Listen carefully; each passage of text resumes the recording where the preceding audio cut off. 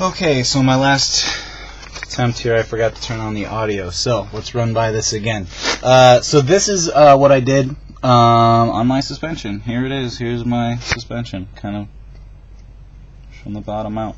Alright, so here's what I did. So the first thing that I tried to take off was over here on this side. This little control arm here. There's the bushing where it connects to the car. Here's where it comes down, and here's the ball joint. There's the strut. The ball joint is right underneath, so you can't get a special tool in there. So this is where people were talking about we could lower the steering knuckle to drop this down. On the other side, all I had to do was actually back the nut up. The ball joint's loose right now, so it's up, usually up higher. So according to the write-up, you could just back the nut up against the strut and it'll pop out, and that worked great on the other side, but didn't work here. You can see, I think you can kind of see the messed up threads on the top of that bolt. That's from the bolt kind of stripping against it. Didn't hurt the strut though. Maybe a little scratch on the paint, but nothing big. So what I did was I went and got a pickle fork. There it is, pickle fork. Put that under there, hammered away at it with my big trusty 5-pound hammer right there. Little yellow. Knock that thing in there. Boom. Worked great. So I have good experience with the pickle fork. Other people said they didn't work, but I don't know, it worked for me. Here, there's this little doohickey here that didn't come in Max's kit. That just actually connects up to this little sensor up here, which is like a lever or something. I'm hoping I can take that off of the old control arm and put it on my new one, but it looks kind of beat up and rusty, so I might just replace it. I don't know, but it doesn't look like it serves a supportive function, so I'm sure it's not terribly important. Anyway, over here on this side, here's this big, huge control arm. I don't know what the name of it is, but there's the bushing where it connects on one side. That's a nut. It's like a 22 or 24 millimeter nut, something like that. The other side of it is on the other side of the steering column here, which you can only really get to with a socket when the steering wheel is turned all the way one way or the other. Actually the other way, which would be to the left. You could get in there with a socket, but I've got it straight center right now, so I can't get in there. But anyway, that's the bushing. Pretty easy to take out. Just got to turn the steering wheel. Here's the bottom of the ball joint. See if I can't get a top view of that. There it is, next to the strut. Wrench goes on there. Couldn't get a socket in because of this strut, but that might just have been my technique. But anyway, that one came out of there pretty easy.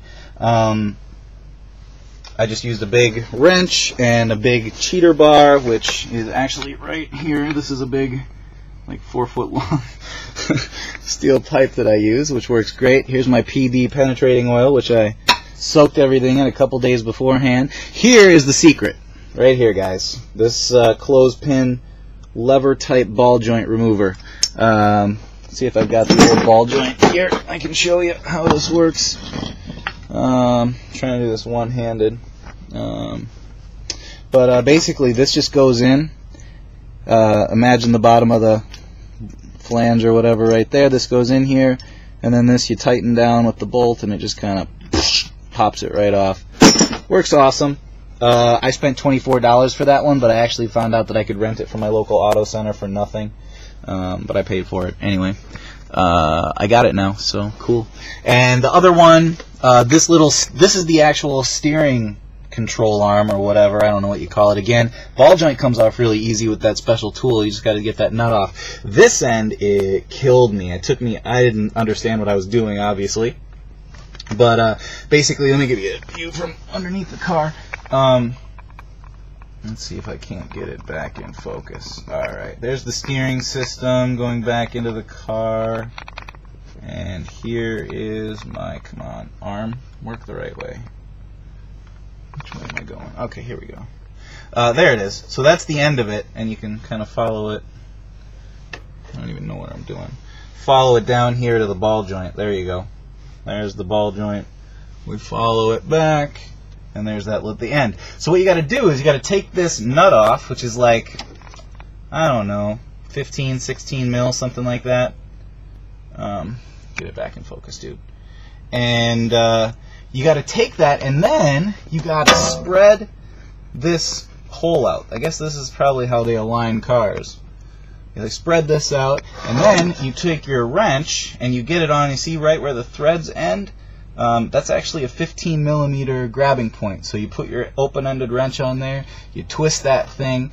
You got to turn it, make sure you're turning it the right way to go lefty loosey, righty tighty. I put some tape on there actually when I was putting it back on to kind of align it back up. So I had some tape on there marking exactly where it screwed up to. So that should keep my car relatively straight until I go in and get it aligned on Friday. But that piece took me the longest, other than this one, because the ball joint broke. But other than that, pretty simple job. So, yeah. She's getting close, guys. Take it easy.